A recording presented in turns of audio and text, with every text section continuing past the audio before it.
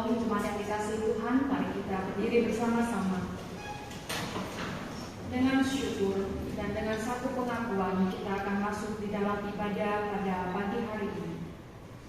Pertolongan di dalam ibadah kita pada hari ini adalah dalam nama Tuhan yang menjadikan langit dan bumi, yang memelihara kesetiaannya sampai selama-lamanya, dan tiada meninggalkan perbuatan tangannya. Kasih karunia dan damai sejahtera dari Allah Bapa dan dari Tuhan Yesus Kristus menyertai kita. Amin. Jemaat dipersilakan duduk untuk saat teduh.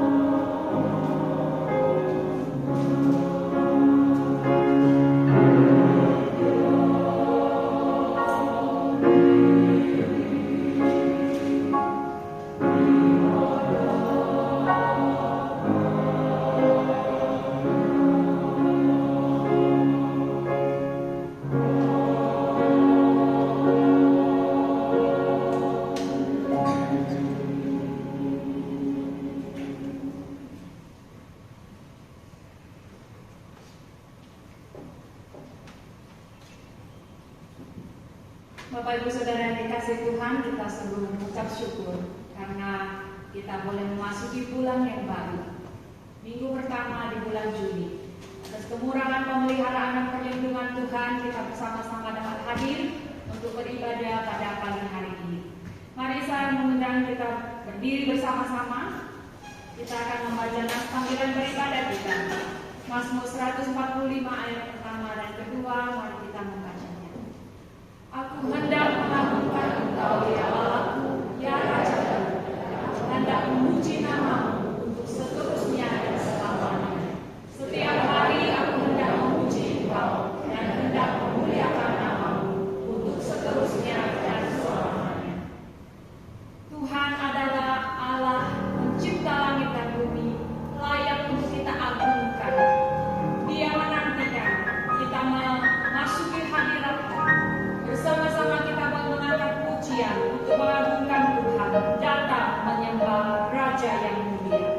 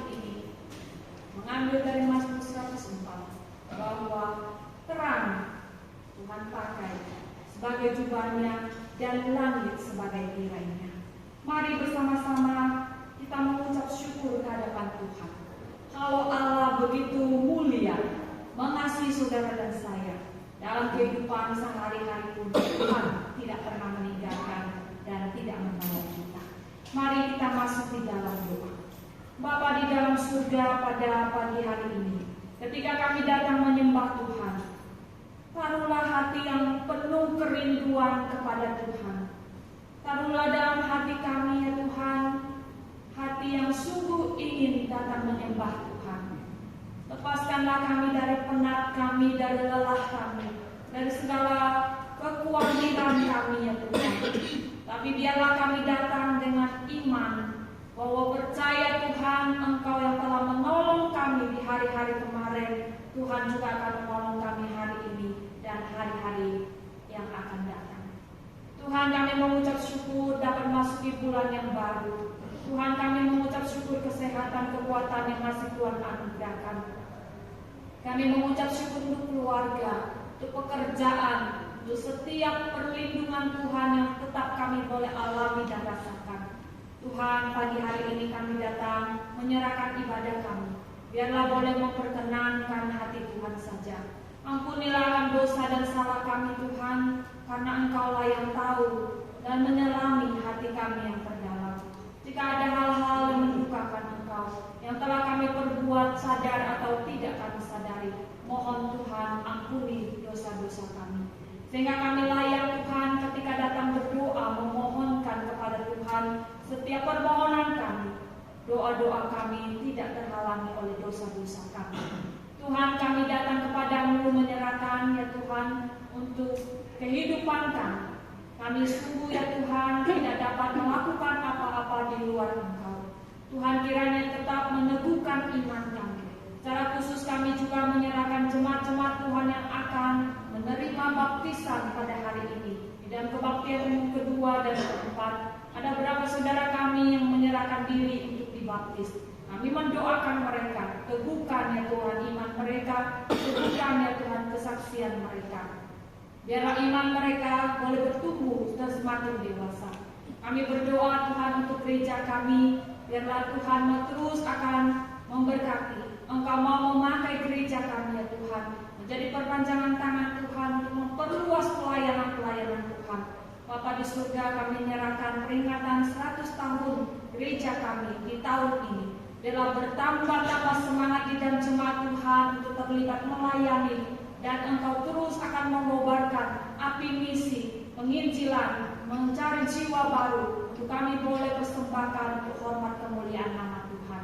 Bapa di surga, kami menyerahkan kehidupan pergumulan jemaat yang sakit, yang di dalam kelemahan tubuh Tuhan, Engkau jamah, Engkau lawat, Engkau tolong ya Bapa. Di dalam usaha pencari pekerjaan baru, di dalam perekonomian keluarga, di dalam masalah-masalah keluarga yang mungkin tidak dapat kami mengerti ya Tuhan, tetapi Engkau tahu, Engkau dapat memulihkan dan Engkau dapat menolong kami. Kami serahkan pergumulan-pergumulan jemaat di dalam tangan kasih-Mu. Kami juga mendoakan bangsa dan negara kami, Tuhan terus memberkati di tahun politik ini. Biarlah Tuhan tetap menganugerahkan keamanan, Tuhan menganugerahkan ekonomi yang baik untuk kesejahteraan masyarakat bangsa kami. Berkatilah ya Tuhan pemimpin-pemimpin bangsa kami untuk hidup takut akan Engkau saja. Kami memohonkan setiap doa kami, serangkaian ibadah kami serahkan di dalam tangan kasih Tuhan, di dalam nama Tuhan kami Yesus Kristus. Amin. Jemaat dipersilakan dulu. Kita akan membaca bacaan pertanggapan di dalam Mazmur 91 ayat 3-7. Sungguh dialah yang akan melepaskan engkau dari jerat penangkap burung, dari penyakit sampar yang busuk.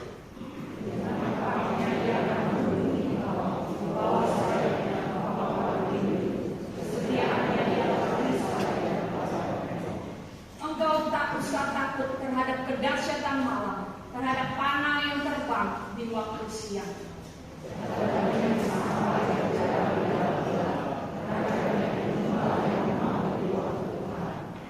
Walau 1000 orang rebah di sisimu dan 10.000 di sebelah kanan, tetapi itu tidak akan menimpa.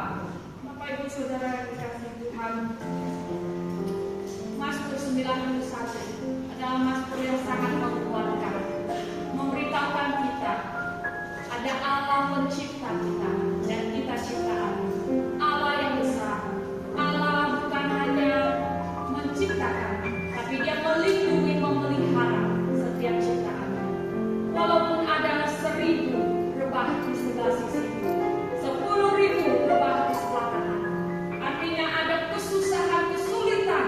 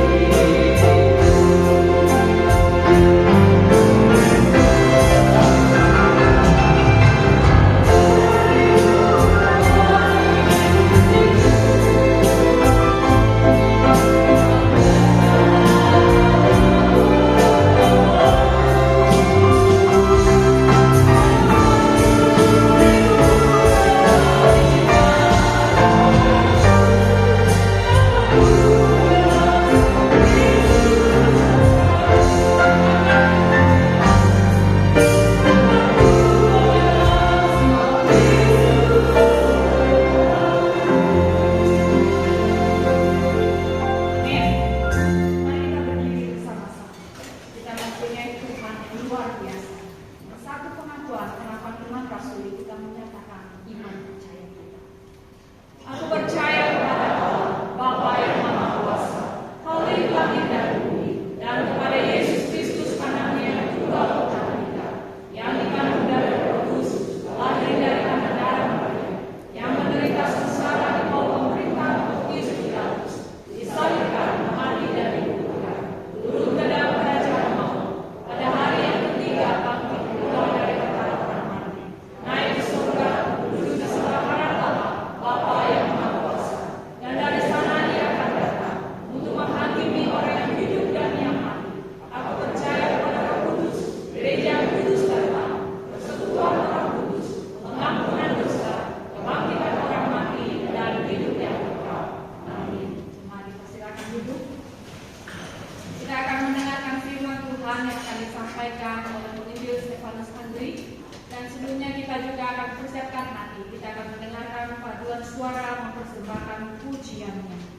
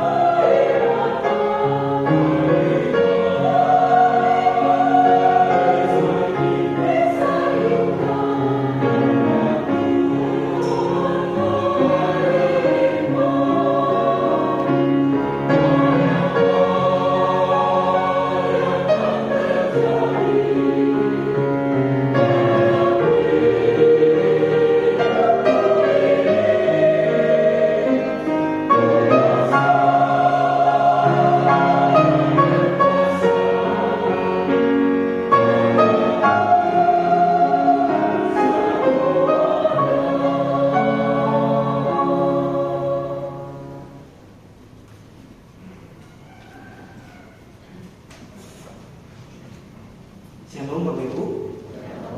Mari sebelum kita mendengarkan kebenaran firman Tuhan, kita minta pimpin. Kita berdoa. Bapa di dalam surga, terima kasih Tuhan kalau hari ini Tuhan boleh memberikan kami waktu untuk kami boleh hening sejenak, rehat sejenak di dalam setiap kesibukan kami, dan kami boleh datang beribadah kepada-Mu. Dan hari ini Tuhan, kami mau mendengarkan suara-Mu, kami mau mendengarkan sabda Tuhan berbicara kepada setiap kami. Karena kami percaya Tuhan, Allah kami adalah Allah yang Maha Tahu. Tuhan tahu setiap kebutuhan kami. Yang Tuhan tahu apa yang sedang kami alami. Dan kami meyakini dengan iman kami bahwa firman Tuhan adalah firman yang akan menguatkan kami, menghibur kami, melewati masa-masa yang tidak mudah di dalam kehidupan kami. Terima kasih Tuhan, kami sungguh berdoa, bersyukur, menyerahkan ke dalam tangan-Mu untuk waktu pemberitaan firman. Tuhan berbicara karena kami siap mendengarkan. Di dalam nama Tuhan Yesus kami berdoa. Amin. Sekali lagi shalom Bapak Ibu. Kita bersyukur kita sudah masuk di dalam minggu pertama di bulan Juni Bapak Ibu. Kita mau sama-sama merenungkan kebenaran firman Tuhan. Hari ini firman Tuhan bertemakan melewati malam tergelap. Kita buka sama-sama dari Daniel pasalnya yang ke-6. Daniel pasalnya ke-6, kita tidak baca dari ayat pertama sampai 29, tetapi kita akan baca dari ayatnya yang ke-17 sampai ke ayatnya yang ke-24 bergantian ya. Daniel pasalnya ke-6 ayat 17 sampai ayatnya yang ke-24. Saya akan bacakan ayat 17, Bapak Ibu Saudara sekalian bacakan ayat 18 dan seterusnya sampai ayat yang ke-24. Daniel pasal 6 ayatnya yang ke-17 sampai 24 demikian firman Tuhan. Sesudah itu raja memberi perintah, lalu diambil Daniel dan dilempar ke dalam gua singa. Berbicaralah raja kepada Daniel, Allahmu yang kau sembah dengan tekun, dialah kiranya yang melepaskan engkau.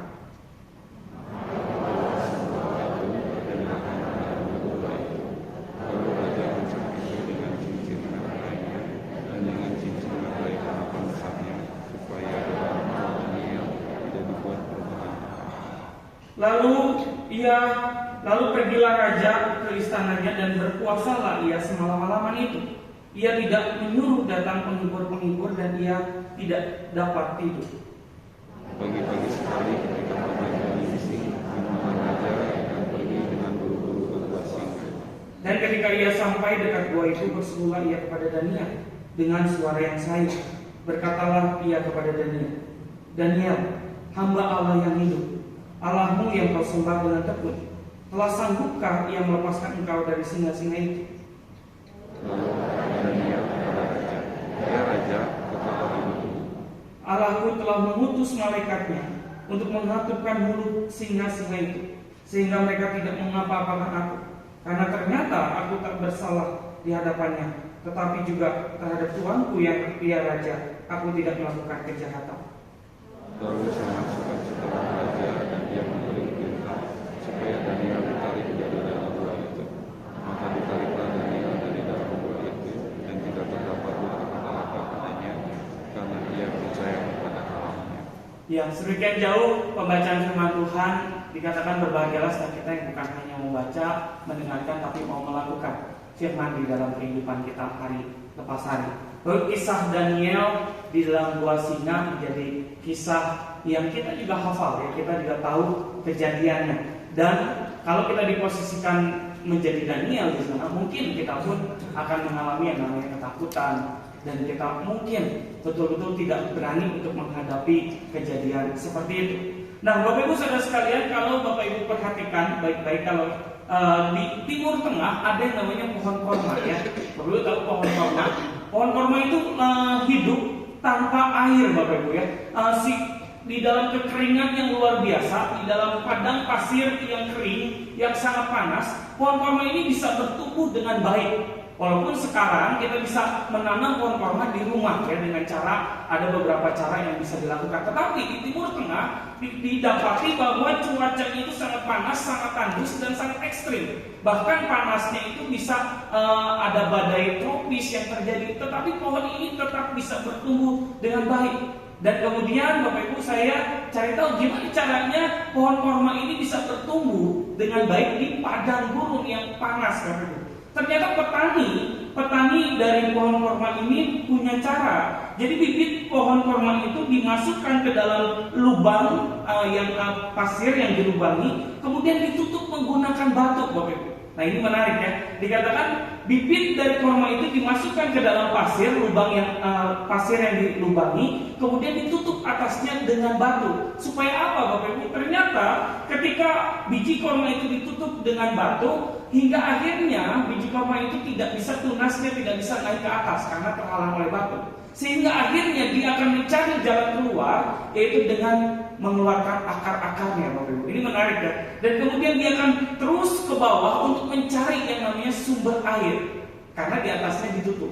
Nah kemudian setelah dia kuat akar-akarnya, dia akan mendorong batu yang menekan di atas setelah akar itu jadi kuat. Jadi didorong batunya dengan batang pohon yang sudah kuat itu, Bapak Ibu. Dan tumbuhlah korma ini dengan subur dan menghasilkan buah yang manis. Nah Bapak Ibu, saudara sekalian yang terkasih dalam Tuhan, ini filosofinya bagus banget, Bapak Ibu.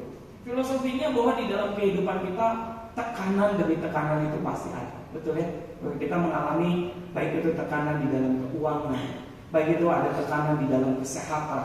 Tiba-tiba kita dinyatakan sakit tertentu, wah kita sangat kaget. Kemudian kita harus mengalami yang namanya masalah di tengah keluarga. Belum lagi tekanan di dalam rumah tangga yang tidak mudah. Ada mungkin permasalahan di tengah anak-anak, dengan istri, dengan suami, atau mungkin tekanan-tekanan yang terjadi. Entah bahan makanan sekarang semuanya naik. Kita merasa bahwa waduh hidup ini susah. Tapi Bapak Ibu percaya nggak percaya bahwa kita tuh seperti tadi bibit pohon korma, Bapak Ibu. Tuhan mengizinkan kita ada di dalam berbagai macam tekanan supaya kita semakin kuat ke bawah, Bapak Ibu. Sekali lagi, semakin kuat ke bawah supaya apa? Supaya kita menang ke atas dan kita akan berbuah manis. Nah, Bapak Ibu saudara sekalian yang terkasih dalam Tuhan, kalau kita perhatikan bersama ayat yang tadi kita baca, firman Tuhan yang tadi kita baca itu bicara tentang seseorang di dalam tekanan bernama Daniel, Bapak Ibu. Siapa sih Daniel? Daniel adalah salah satu orang di antara rombongan bangsawan muda dari kerajaan Yehuda, Bapak Ibu, yang diangkut oleh Raja Nebukadnezar. Dan pada saat itu Yehuda di dalam proses pembuangan. Jadi Yehuda itu udah hancur, Bapak Ibu. Betapa sedihnya Daniel sebagai seorang Yehuda, dia tahu bahwa kerajaannya sudah hancur dan dia posisinya sedang di dalam pembuangan. Tetapi di dalam pembuangan itu Raja Nebukadnezar itu memberikan perintah, kalau Bapak Ibu baca di ayat di pasal pertama, itu mereka mengumpulkan orang-orang yang pandai, yang masih muda, yang pandai, yang punya pengetahuan melebihi orang lain. Dan salah satunya di situ ada Daniel. Dan kemudian ada 3 sahabatnya lagi, ada Sadrak, Mesak, dan Abednego. Tetapi kita akan melihat di sini story dari Daniel itu sendiri. Dan Daniel dikatakan sebagai orang yang berhikmat. Kemudian dia dikatakan berperawakan baik.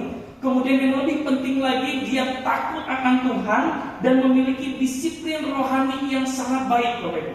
Kita tahu bersama-sama Daniel, Sadrak, Mesak, Abednego pada saat itu disuruh oleh raja, punya peraturan raja bahwa setiap orang yang tadi sudah dipilih itu harus dikasih makanan yang terbaik. Katanya makanannya itu adalah makanan yang sudah dipersembahkan bagi raja, bagi dewa-dewanya, dan kemudian diberikan kepada Sadrak, Mesak, Abednego, dan Daniel pada saat itu. Tetapi Daniel dengan teman-temannya, mereka bicara tentang apa? Bahwa aku tidak akan menajiskan diriku. Kemudian Daniel bilang, kasih makan aku sayur-sayuran, kasih makanan aku sayur-sayuran, minum air putih, dan aku akan tunjukkan aku lebih berhikmat daripada orang-orang yang makan daging. Wah, luar biasa Bapak Ibu. Dia betul-betul punya konsisten, komitmen kepada Tuhan dan integritas yang tinggi. Dia takut akan Tuhan, dia tidak mau menyakiti hati Tuhan, walaupun secara hanya sekedar makan. Wah, ini indah banget Daniel. Kemudian dia statusnya itu bukan sebagai siapa-siapa. Statusnya pada saat dia datang, dia adalah budak yang bekerja bagi kerajaan, Bapak. Statusnya sekali lagi budak. tadi udah dibuang Bapak Ibu ya dari kerajaan pembuangan dari kerajaan Yehuda, kemudian dia menjadi budak Bapak Ibu. Tetapi kalau Bapak Ibu perhatikan ceritanya, dia selalu menjadi orang kepercayaan raja Bapak Ibu. Nah ini ya, orang yang takut akan Tuhan, orang yang komitmen konsisten jalan di dalam kebenaran. Perhatikan Bapak Ibu, hidupnya pasti berhasil. Ini yang terjadi. Saya nggak ngomong, bukan saya ngomong, tetapi memang nyata. Kisah Daniel, Sadrak, Mesak, dan Abednego menceritakan bagaimana seorang muda yang hidup dengan takut akan Tuhan, memiliki integritas, memiliki komitmen, disiplin rohani yang baik, yang takut akan Tuhan. Dan perhatikan, hidupnya selalu berhasil. Dikatakan dia selalu menjadi orang kepercayaan. Lalu ketika dibuang dari kerajaan Yehuda, kemudian dia masuk di dalam Raja Nebukadnezar.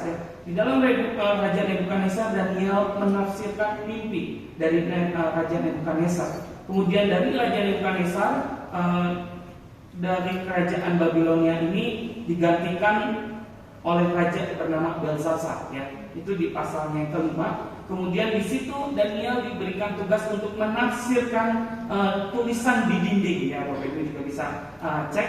Kalau Bapak Ibu mau baca, itu menarik sekali ceritanya. Dan kemudian Babilonia ini kalah oleh Midian, bangsa Midian, Persia. Kemudian dikuasai kerajaan ini oleh kerajaan Midian, ya, Midian ini. Dan kemudian akhirnya diganti rajanya oleh Darius. Jadi Bapak Ibu perhatikan, ada tiga kerajaan. Pertama kerajaan Yehuda, kemudian yang kedua ada kerajaan Babilonia, dan yang ketiga ada kerajaan Midian. Wah, dari 3 kerajaan dan 4 raja, Daniel dipakai luar biasa Bapak, dan menjadi orang kepercayaan oleh para raja ini. Dan kita lihat sama-sama apa yang dilakukan Daniel. Daniel adalah orang yang memiliki integritas. Daniel adalah orang yang punya komitmen yang kuat, ya.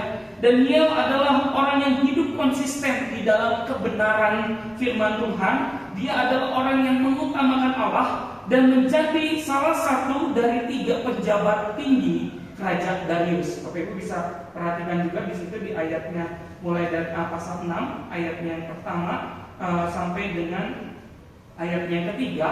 Di situ Raja Darius itu mengumumkan untuk memilih 120 orang pemimpin atau wakil raja pada saat itu untuk memerintahkan daerah-daerah kekuasaannya. Ada 120 daerah kekuasaan, dan dari 120 dia pilih lagi 3 orang, ya. Dikatakan dia pilih lagi 3 orang untuk menjadi betul-betul wakilnya raja, memimpin 120 orang ini.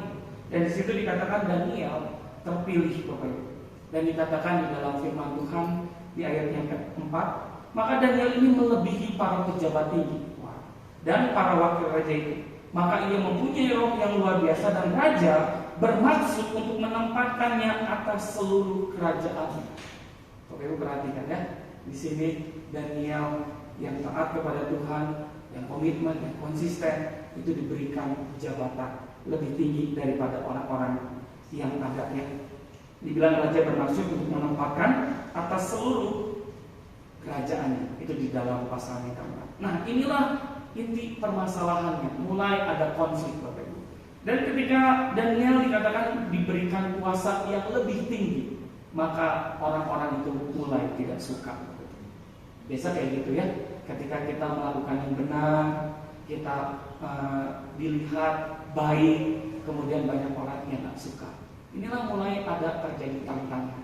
Tantangan yang pertama, para pejabat tinggi dan wakil raja itu ada 122 orang. 120 orang wakil raja, dan ada 2 orang lagi yang bersama yang dikatakan sebagai pejabat tinggi itu tidak suka kepada Daniel.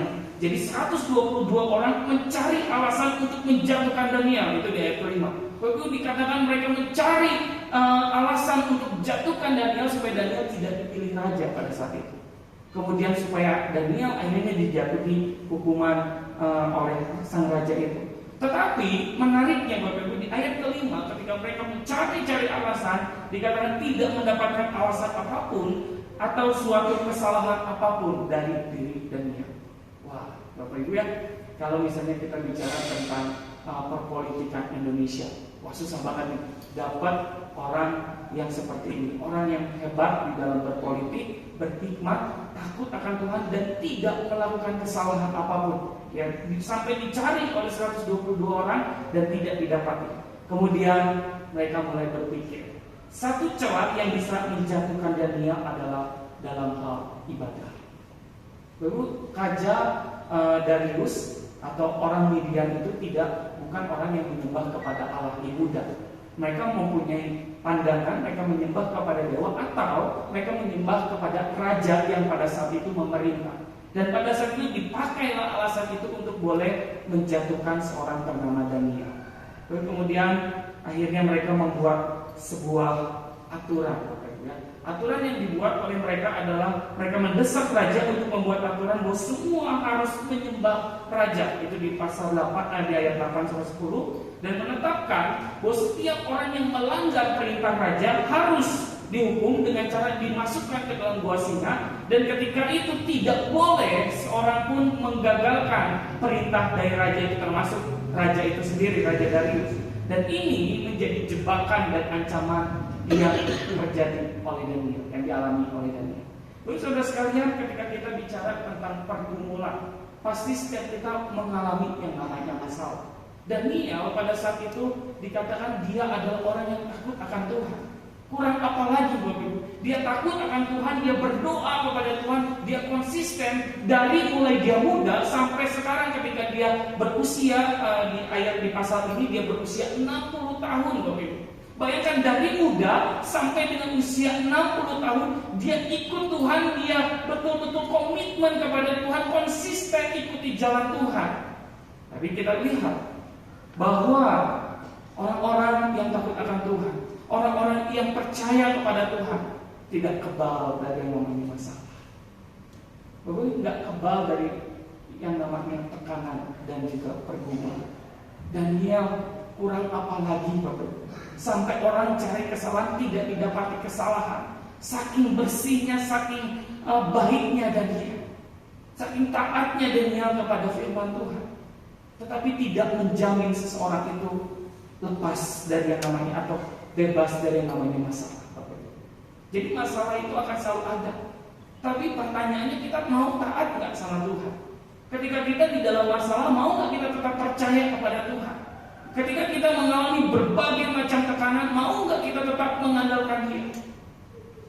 Karena sekali lagi Tuhan menjanjikan kita untuk selalu menyertai.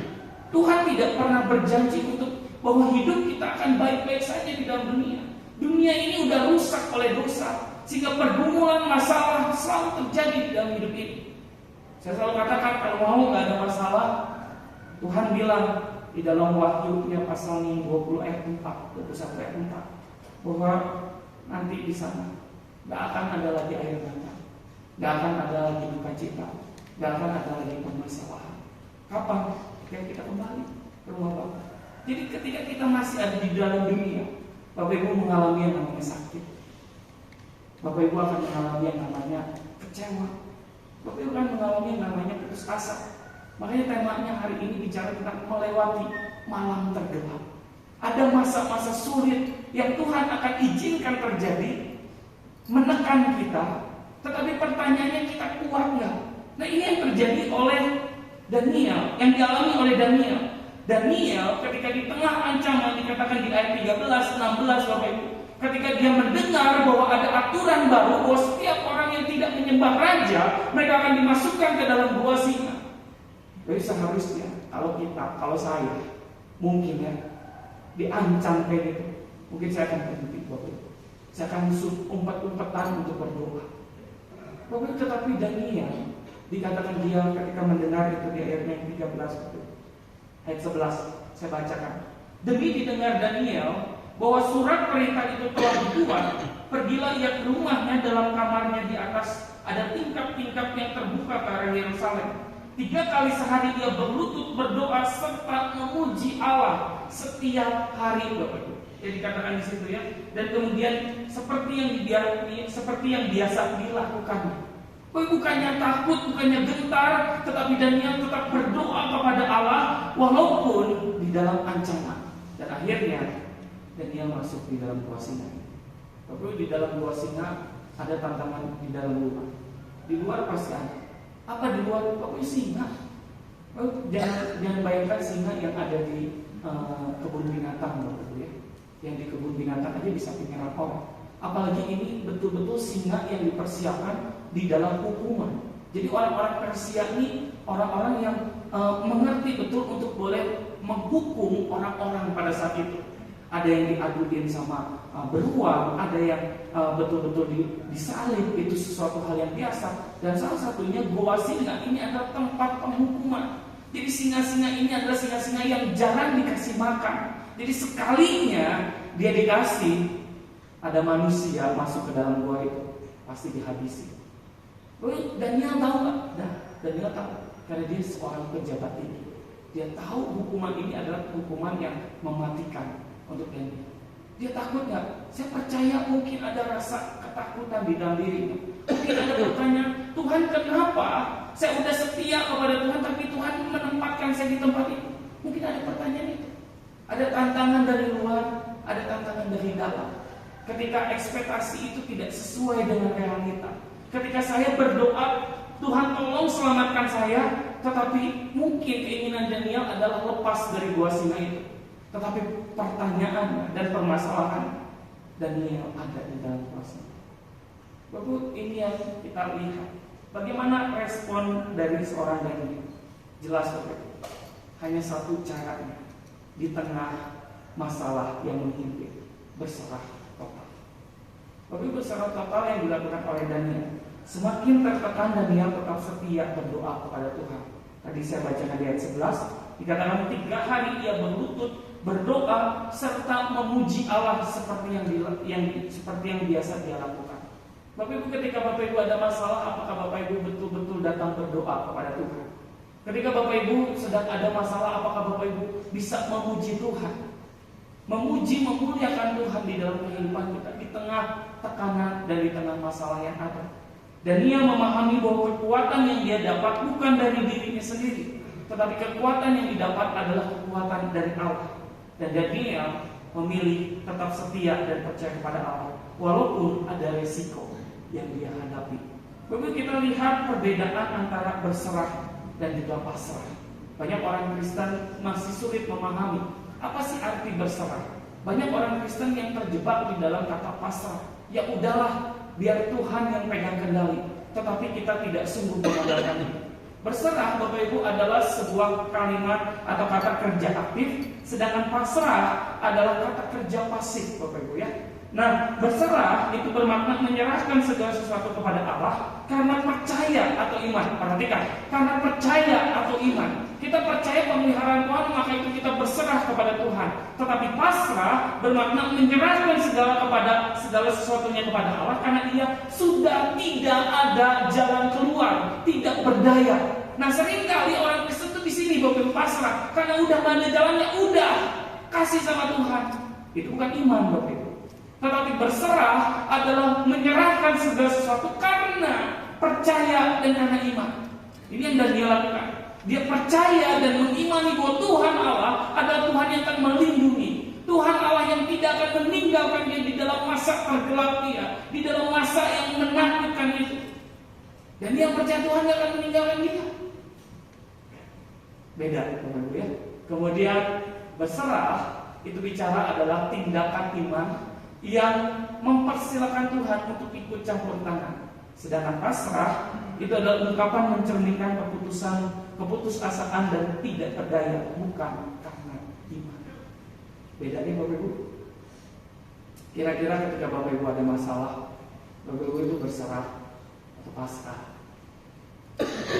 Saya mau mengajak Bapak Ibu, ketika ada masalah, masa yang sulit sekali, kita merasa tak mampu, saya ajak Bapak, mari kita belajar berserah, bukan pasrah.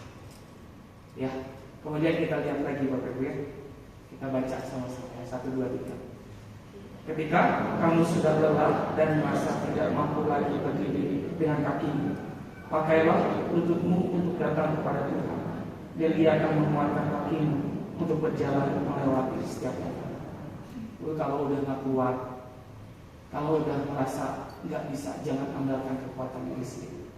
Berlutut, berdoa, minta kekuatan Tuhan. Bapak Ibu, ini yang harusnya menjadi kekuatan kita. Dan ketika kita berlutut, kita dapat kekuatan baru untuk kita melangkah melewati masalah. Ini dilakukan oleh Daniel, Bapak Ibu.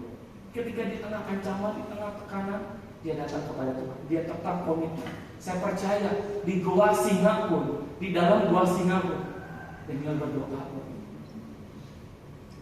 Daniel bukannya diliputi oleh rasa takut atau akhirnya dia jadi gemetar atau gimana, tapi dia berdoa kepada Tuhan. Nah, ini yang harus kita kerjakan. Kalau Bapak Ibu udah gak kuat, jangan merasa kita mampu, jangan merasa kita kuat. Datang sama Tuhan, berdoa. Nah Bapak Ibu, saya juga mau bedakan antara tadi berserah dan pasrah. Yang kedua, saya mau bedakan antara kalau di dalam bahasa Indonesia, percaya dan beriman itu mempunyai arti yang sama, Bapak Ibu. Tetapi di dalam bahasa Inggris ini lebih menarik. Bapak Ibu, beriman itu mempunyai makna belief dan juga trust, ya.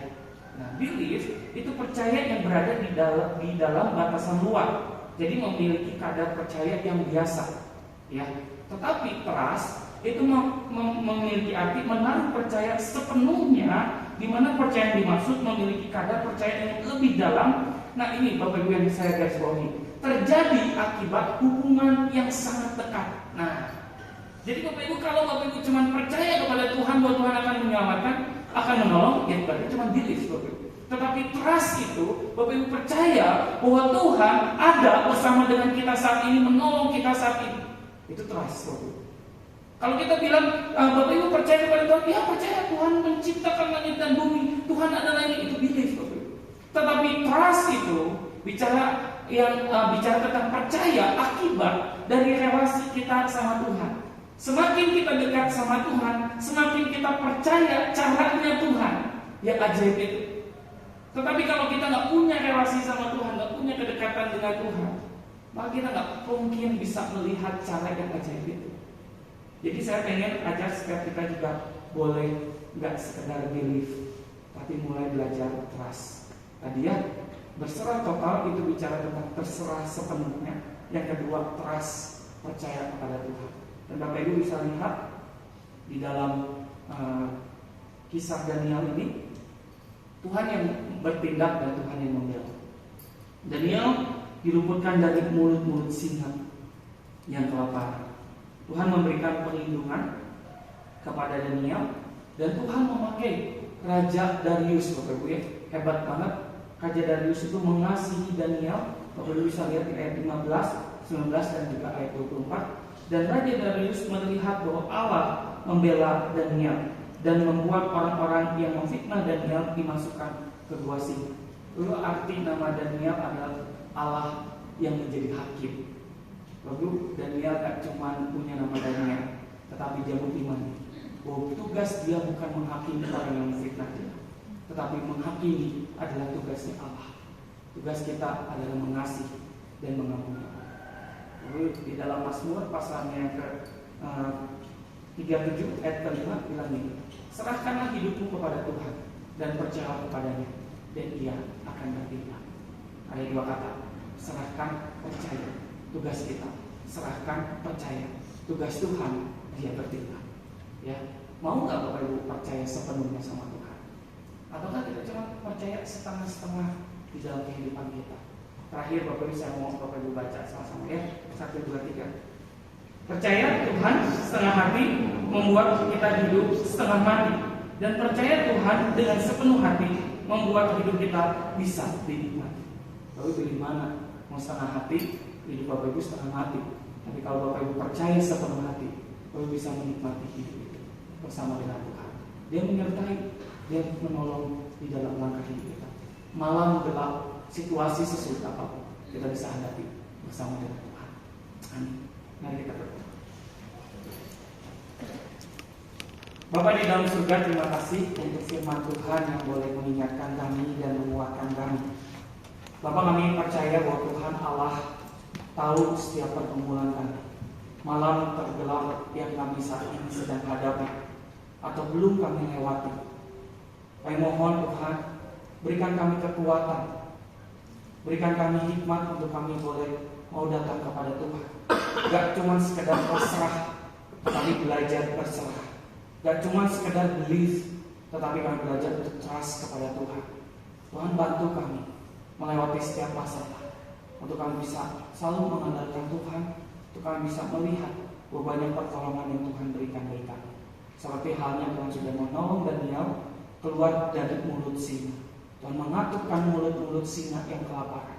Kami juga percaya bahwa Tuhan akan mengaturkan setiap pergumulan-pergumulan yang ada, setiap orang-orang yang mungkin memfitnah, yang mungkin ingin menyakiti hati kami, dan kami akan keluar sebagai pemenang, dan nama Tuhan dipermuliakan. Terima kasih Tuhan untuk firman-Mu. Berkati setiap kami, kuatkan setiap kami. Di dalam nama Tuhan Yesus kami berdoa. Amin. Terima kasih Tuhan. Terima kasih untuk Mas Andri yang sudah menyampaikan firman Tuhan yang sangat jelas dan kiranya meneguhkan iman setiap kita. Bapak Ibu Saudara yang dikasihi Tuhan, kita akan memberikan yang terbaik untuk Tuhan. Kita berserah kepada Tuhan, kita percaya kepada Tuhan. Tuhan bertindak di dalam setiap bagian kehidupan kita.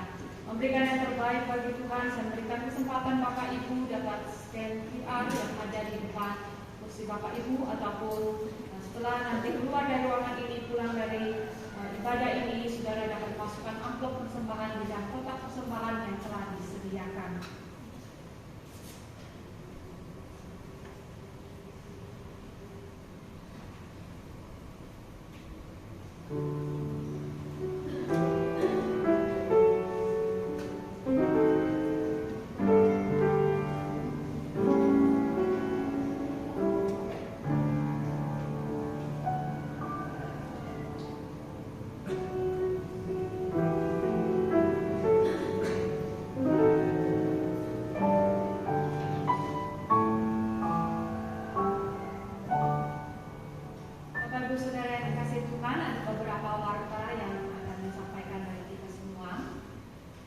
Pada hari ini, apakah di antara kita yang hadir ada yang pertama kali hadir di dalam ibadah bersama-sama, bergabung dalam ibadah di kebaktian umum pertama?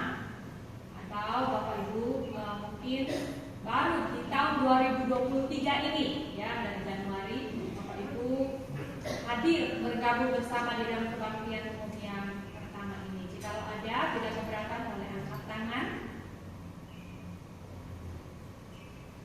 Kami dari pengurus dan hamba Tuhan sangat menyambut kehadiran Bapak Ibu dan ingin berkenalan lebih lanjut dengan Bapak Ibu Saudara sekalian. Nah, saudara, jikalau kita ada sanak famili dan teman, mari kita boleh mengajak mereka tanpa bosan dan berhenti untuk hadir di dalam ibadah-ibadah kita. Bapak Ibu Saudara yang dikasihi Tuhan, warta selanjutnya, Shalom jemaat yang dikasihi Tuhan. Kita bersyukur penanganan COVID-19 yang dilakukan pemerintah dan juga usaha gereja kita berjalan dengan baik. Pemerintah telah mengambil sikap mengenai perkembangan situasi yang terjadi dengan melepas aturan PPKM dan beberapa protokol kesehatan lainnya kini tidak lagi menjadi kewajiban, termasuk memberikan kelonggaran mengenai penggunaan masker.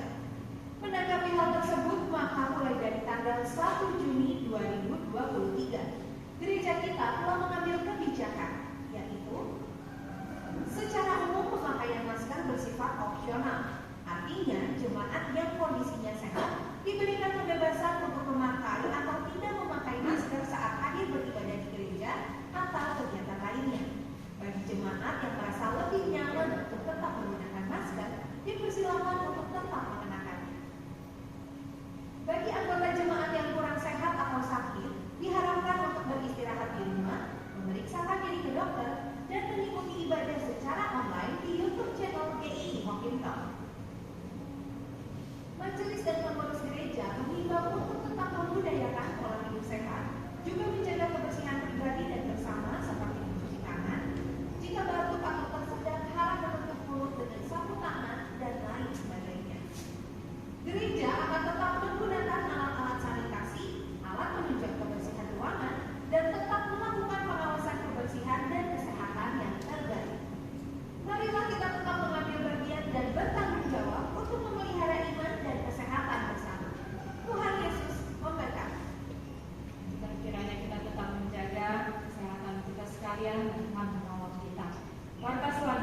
Shalom saudara. Pria sebagai kepala keluarga sudah pasti berusaha melakukan yang terbaik untuk keluarganya. Bukan hanya untuk masa kini, tetapi juga untuk masa yang akan datang. Bagaimana kita mempersiapkan masa depan keluarga kita? Apakah portfolio yang baik saja itu sudah cukup? Tidak. Kita perlu juga mewariskan iman dan nilai-nilai kehidupan. Kita belajar dari gereja kita yang memasuki usia 100 tahun. Banyak sekali warisan dari generasi pendahulu yang membentuk kita menjadi seperti kita saat ini.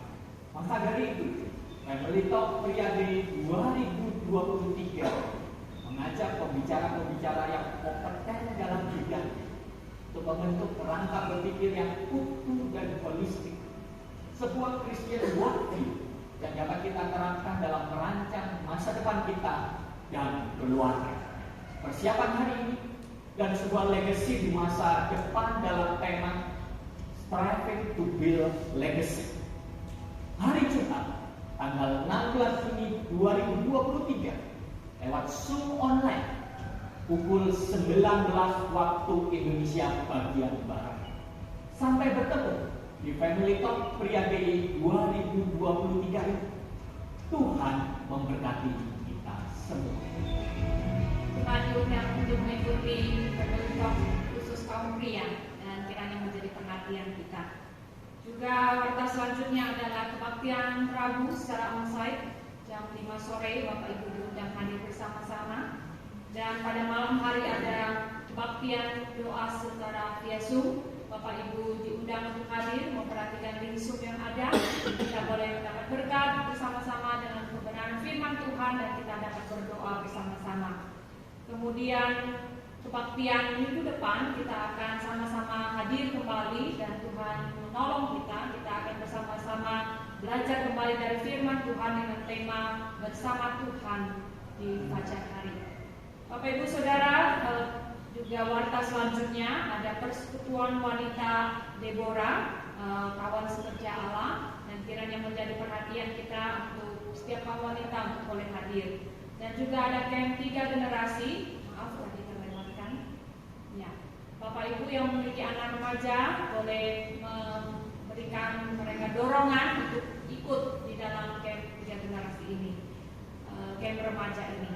Kemudian ada donor darah yang diselenggarakan di Klinik Elim. Bapak Ibu Saudara yang biasa donor darah ataupun ingin terlibat dapat memperhatikan waktunya dan juga hadir bersama-sama untuk memberikan donor darah di Klinik Elim.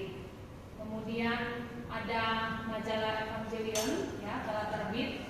Bapak Ibu dapat yang menginginkannya bisa mendapatkan atau membelinya. Bapak Ibu Saudara, mari kita akan mengakhiri ibadah kita bersama-sama dengan satu komitmen, dengan satu hati yang penuh iman percaya. Dan kita akan nyanyikan satu pujian. Kita berdiri bersama-sama untuk menyanyikan pujian "Ku Tahu Yang Ku Percaya" sebagai satu pujian komitmen kita.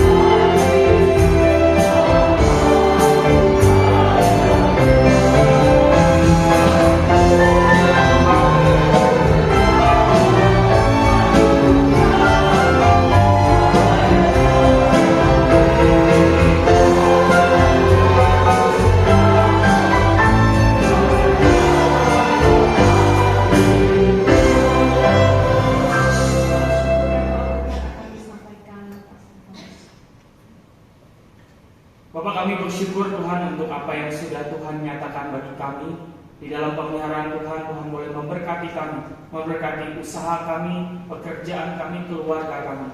Dan kami mau mengembalikan sedikit dari apa yang Tuhan sudah berikan bagi kami.